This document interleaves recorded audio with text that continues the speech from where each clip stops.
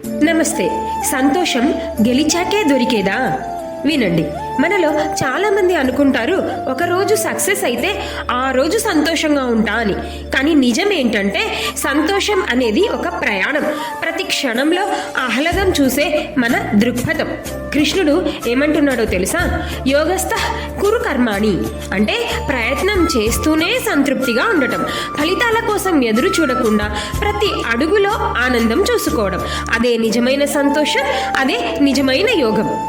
ప్రతిరోజు నిద్ర లేవగానే ఒక చిన్న విషయం గురించి ఆలోచించండి. అది వెచ్చటి టీ కప్పు కావచ్చు, పక్షి పాట కావచ్చు, లేదా కుటుంబ సభ్యుల చిరునవ్వు కావచ్చు. అది ఏదైనా ఆ చిట్టి ఆనందమే మిమ్మల్ని మీ లక్ష్యాల వైపు నడిపించి ఉన్నతమైన విజయానికి చేరువయ్యేలాగా చేస్తుంది. తద్వారా ఈ ప్రయాణంలోని ప్రతి అడుగులో ఆనందాన్ని పొందవచ్చు. ఈ సందేశాన్ని మీ స్నేహితులతో, కుటుంబ సభ్యులతో పంచుకోండి.